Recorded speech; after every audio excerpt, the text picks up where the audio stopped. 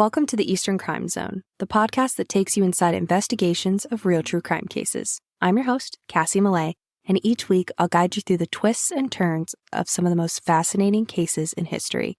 From the familiar to the obscure, we'll deep dive into the details and explore new angles you've never considered before. But I don't want this to be a one-sided conversation. I want to hear from you too. So if there's a case that's been on your mind, head on over to easterncrimezone.com and leave me a voicemail, or slide into my DMs on Instagram at Eastern Crime Zone. Who knows? Your suggestion might be featured on an upcoming episode. So sit back, grab your detective hat, and get ready through a journey through the criminal underworld. This is the Eastern Crime Zone. On Sunday, December 15th in Willingboro, New Jersey, 12-year-old Celina Mays was at home preparing for bed and spending what we now know are her last moments on record. Just that day, she had attended church, had ice cream with her family, kissed everyone goodnight, and then went to bed around 11 p.m. By the time her little sister came in the morning to wake Celina up for breakfast, Celina was gone. In her place were pillows underneath her bedspread to make it look like she had still been sleeping. We are here today to talk about what could have happened to Celina, where she could be, maybe today, or if she was taken and her life ended in December of 1996, who could be responsible and why. Celina Jeanette Mays was born on May 28, 1984 in Miami, Florida, to her parents, Crescenzo C.J. Mays, and her mother, Lynn Vitale. 2 years after Celina was born, in 1986, they relocated to Palmyra, New Jersey to start fresh. Celina's life was complicated from the very beginning. Her father, CJ, had a drug and alcohol problem, and he had a record of domestic violence. And her mother, Lynn, was an exotic dancer who also had a drug addiction. According to sources, there have been some domestic violence incidents between both of her parents while Celina was in the home. Though they were never married, her parents did end up separating, and they went through a tumultuous custody battle, leaving Lynn to be a single mother raising her daughter on her own. Eventually, Lynn got herself sober and found a job working as a school custodian in Palmyra. Things were going really well for her and Celina. Lynn was working and providing, and Celina was doing well in school and made friends in the process. CJ ended up relocating just 9 miles away to move in with relatives in Willingboro, New Jersey. CJ became a radical Christian under his sister, Reverend Sarita Smith's church, the Gospel of Christ Ministries. CJ dedicated most of his time to the church by working as the accountant and committed member of the congregation. Lynn did not allow CJ any access to Celina. Though we don't know exactly why Lynn restricted CJ's access to Celina, CJ has alluded to the family not being accepting of him because he was black. But others have alluded to it being his involvement with his church. We don't know the real reason because, unfortunately, Lynn is not here to tell us herself why she restricted his access. Because just 8 years after moving to New Jersey, Lynn died of an aneurysm in 1994, while Celina was only 10 years old. After her mother passed away, Celina lived with her maternal relatives. Celina had to deal with being passed back and forth between her father, his family, and her mother's family, while there was another custody battle to decide who she would live with. CJ told the courts that he became sober with no more domestic violence incidents, drug or alcohol addiction, he had gotten married, and he had found religion at the Gospel of Christ Ministries in Mount Holly, New Jersey, and he became a better, more fit parent. So CJ did end up winning the battle and gaining full custody of Celina. Celina then ended up moving into the communal family home with CJ, several of his family members, and some church family members. There were lots of people living in this house. On the episode of In Pursuit with John Walsh that I watched, I think it was said that there were up to 20 people living in the home at one time. Now, there are a lot of people who lived in this house, but the most important ones are CJ, his wife Yvette, their daughter together, Nori, and Celina. So Celina has a half-sister, her father, and a stepmother. And then CJ's sister also lives in the home. It is her home, and her name is Sarita Smith. Sarita had her husband and her adult son living with them as well. So these were the core members that are going to become important in today's case. Also, we had a girl named Tawana who lived in the house who was 17 at the time. There were other people coming and going, but these are the core people involved. So for simplicity, I will only be mentioning them, and I'll try to remind you as we go who everyone is, just since there are a few different names going on. CJ pulled Celina out of the New Jersey public school system and transitioned her to be homeschooled at the church, focusing heavily on the teachings of the church, religion, and limiting her social interactions with people who weren't church members. Gospel of Christ Ministries is a small Pentecostal church located in Mount Holly, New Jersey, and at the time was led by Reverend Sarita Smith, who was Celina's paternal aunt and CJ's sister. The church was every Sunday, and it was an all-day experience. You'd be there for 5 to 6 hours at a time. The congregation consisted of about 50 to 60 devoted members that were mainly families, and everyone was somehow connected. The church was very tight-knit and was described as a closed church. Most of the members not only worshiped at the church, but also worked there or supported the congregation financially. They would be instructed to only socialize with other members of the church, and their children were homeschooled there. Everything that went on in the lives of the members inside and outside of the church doors, Reverend Celina Mays had to have knowledge of it, and it required consent from her. Sarita spearheaded the entire congregation and her family, and they did not do anything she did not want them to. Family members of the church were going there physically to try to remove their loved ones. There was a lot of controversy where past members would recall the church was isolated and very cult-like due to Sarita's brainwashing techniques she would use on her congregation. The congregation was adults and children, and they lived and breathed the gospel of Christ Ministries. With that, Celina lived an incredibly sheltered life, where she had very little to no access to non-members or the world in general. This lifestyle was an adjustment for Celina, because it was very different from how she lived her life with her mother, Lynn. Celina would become close with one of the female members that was somewhat close to her age, Tawana, who I mentioned earlier. Tawana was about 5 years older than Celina because Celina was 12 and Tawana was 17. But she was a member of the church through her mother, and her mother was going through a difficult period in her life. She confided in Sarita, and Sarita opened an invitation for Tawana to stay with them at the Crestview house. Tawana and Celina were typically placed in the same group when they would do fundraisers at the church. According to Messenger Press, the girls, along with other members, would go to local stores and sell soft pretzels, pies, cakes, and Mary Kay products. This is how members supported the church financially and provided aid to those in their community. According to CJ, members were told that giving money to the church is based on morality, with some donating their life savings. Oftentimes, members would be on their designated sites for fundraisers from 8 a.m. to 1 a.m., soliciting for sales. Celina started her menstrual cycle around the fall of 1995, and at that point, Tawana would check in with her younger friend to make sure she had all of her feminine hygiene products to take care of herself during that time of the month. In May of 1996, Tawana asked if Celina needed any products, and Celina told her no. Tawana asked again sometime later, and Celina again said no. And then Celina would confide in Tawana that she thought she may be pregnant. The information that she shared with her at the time was very alarming. She said that her cousin, 21-year-old Sean Smith, Sarita's son, had gotten her pregnant. Sean at the time was a self-employed music producer and also worked at a local security company. Because of his possible connections that he had promised Celina autographed tickets to her favorite artist in exchange for sexual favors. This is rape, no matter what, because he was 21 manipulating a 12-year-old to perform sexual acts with him. Tawana, hearing this, was not surprised because she also had been sexually assaulted by Sean starting at age 13, and he had even made her get an abortion. Tawana went into great detail about how Sean would enter into the room at night and take advantage of her. Tawana never told a soul because she was afraid of being publicly shamed in front of the church, despite Sean being a predator. In the episode of In Pursuit with John Walsh, I believe it was Nori who described the public shaming that they would experience if they ever did anything that Sarita branded as being wrong or something that she just didn't want them to do.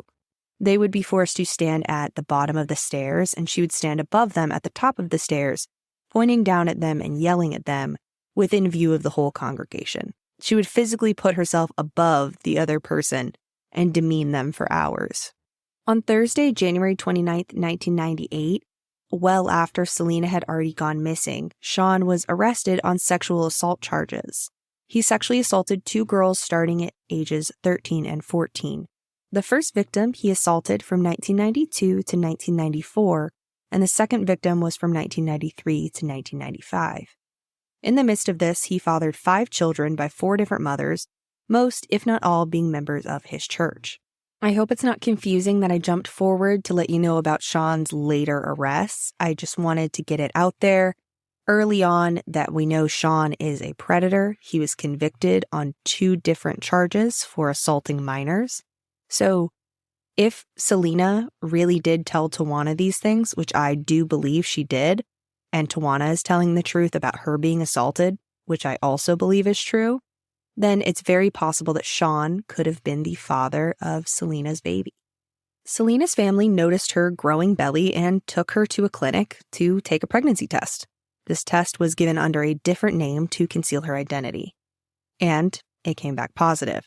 Celina, a 12-year-old child, was carrying a child. It's been said that Celina did tell her family that it was Sean who had assaulted her. But Sean denied it, of course.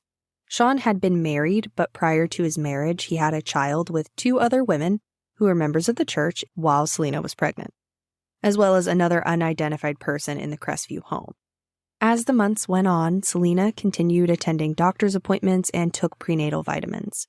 She was even choosing baby names, and was also given a diaper bag that she loved, and she hid it to avoid her housemates and family from seeing it. Despite all of this, her family refused to buy her clothes that would fit her growing figure. It seems as though her family cared more about shunning her instead of who did this to her and supporting her during this very difficult time. Being pregnant is difficult when you are a grown woman with support, let alone being a child and being pregnant with no support. Celina's obstetrician tried to find out who the father of her baby was, but she always told the obstetrician that he was 16 and not a member of the church.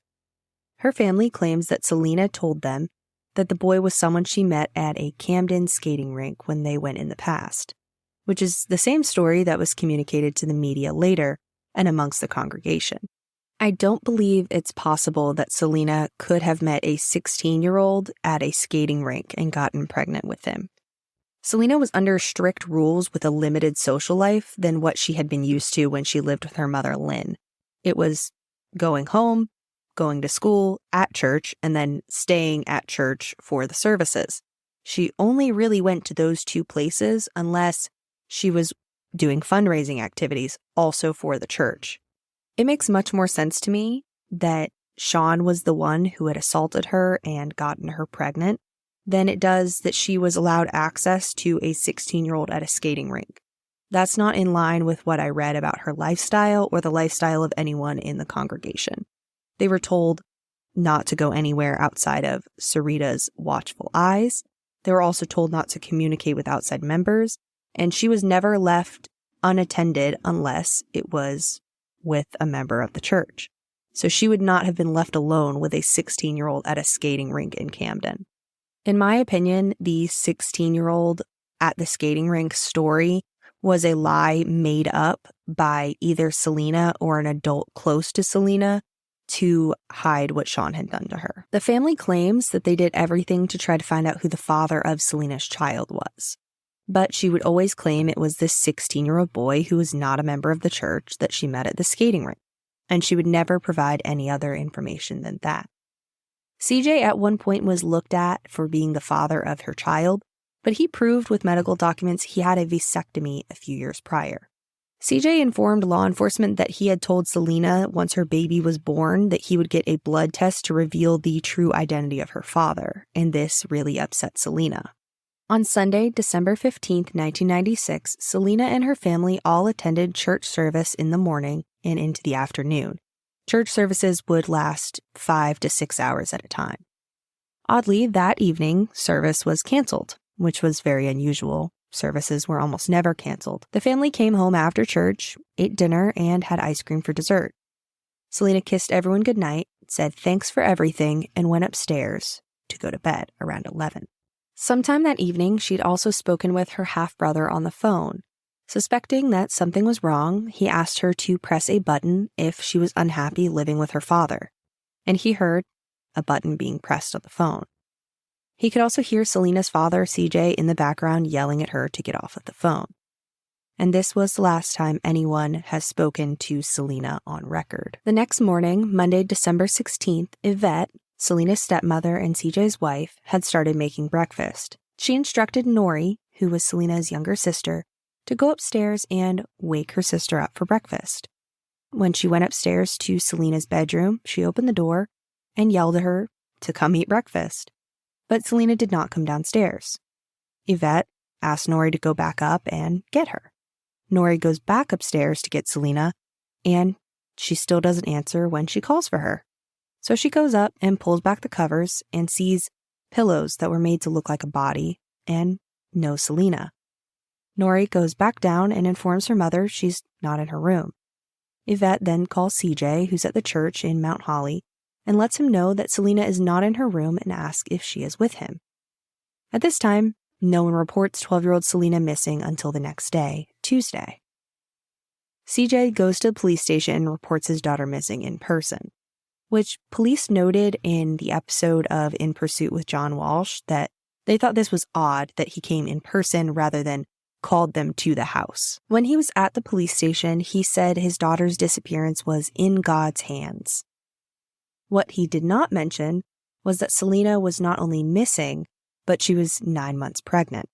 This was not mentioned until days into the search for Celina. Nori recalls Celina not being talked about or mentioned much after her disappearance.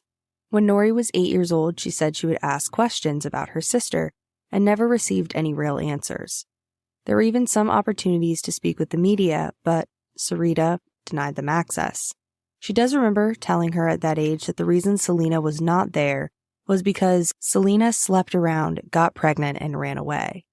Law enforcement did search, and there was significant news coverage on her disappearance, but it turned up nothing. Hospitals were checked to see if anyone who fit Celina's description was admitted, and that also turned up nothing. The search was not in depth as it should have been, and there were two vital areas that were not properly searched: the house that Celina lived in and the church. There was some talk that there was no search because Sarita would not allow it, and would not allow her congregation to speak to law enforcement. Sean was eventually questioned and swore that he did not have anything at all to do with Celina's disappearance. Celina's case, according to CJ, is all about Celina running out of fear, with the focal point being the child's father. He felt that Celina decided to run off by herself or with someone to avoid the true identity of the baby's father being exposed. Good old Aunt Sarita was more concerned about the reputation of her church than finding Celina. There are quotes from Sarita that she said on her pulpit during a service after Celina went missing. 12 years old is just a number, Sarita said. Some 12-year-olds make you think they're 18 years old. Also during her service, she mentioned, "I have no fear what God has chosen, and I don't fear where Celina is." Sarita also would publicly mention how Celina was a liar throughout her entire pregnancy and how evil and perverse Celina's generation was, which all of these things are very, very strange. And when you put them together with a missing pregnant child who may have been molested and impregnated by your son, it makes a lot more sense why Sarita would be saying these things. Celina's due date was set for December 29th, 1996, and she would have required a C-section because at 12 years old, her pelvis would be too small to birth a baby. She most likely would not have been able to have a birth without medical intervention. If she ran off on her own, then she couldn't have gotten very far because she had no money, was 9 months pregnant, and couldn't drive. And no hospitals in the area had seen Celina. Celina has two younger sisters who didn't have the opportunity to truly get to know her, and both of her sisters have spoken out to attempt to locate her. She also has an older half-brother who has also spoken out and shared his experiences and how much he misses her. They want to know what happened. Although Celina's disappearance has several aspects that could indicate she left voluntarily, like the pillows under her bedspread, and it was mentioned that she had thanked everyone for everything when she went to bed the night before. But in my opinion, that could be her thanking them for the day that they had together because they did get ice cream. So she could have been thanking them for everything in that way instead of for everything as in her life and she's going to dip now. I think that's absolutely a stretch, saying that that's an indication that she ran away. Something bad might have happened between her and Sean, because once the baby was born, it was going to be a lot harder to hide the abuse that had gone on, especially if CJ didn't know about it and he was serious about getting a DNA test. I think the situation she was in has a lot of indicators that she could have met up with foul play, especially because she lived with her abuser. Her abuser had plenty of people around to hide him and shelter him. The house was never searched. The church was never searched.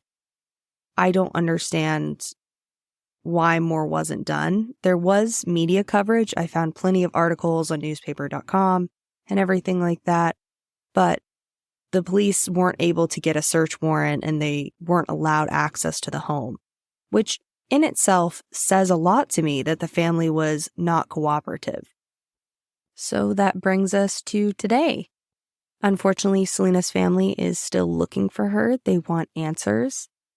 Her father has since passed away, and so did her Aunt Sarita and her cousin Sean.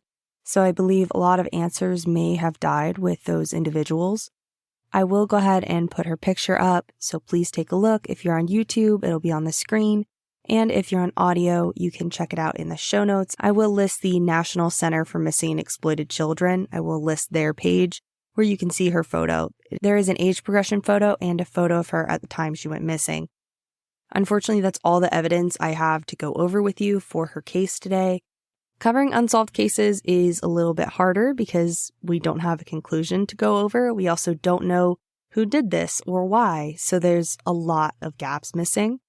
But unsolved cases are really important to talk about. It's important to keep Celina in mind and just take a look at her picture and see if it's someone that you recognize. It takes 5 seconds, and if you do recognize her, then a family can maybe have some closure. I apologize if you're watching on YouTube and you have to see how absolutely tired I look. I got up technically yesterday morning at 5 o'clock and it is now 2 o'clock in the morning. So I'm looking rough and I'm feeling rough. So I'm going to go ahead and go to bed and let editing Cassie figure this mess out tomorrow. So next week I will see you with a different case. So until then, remember to stay safe and question everything.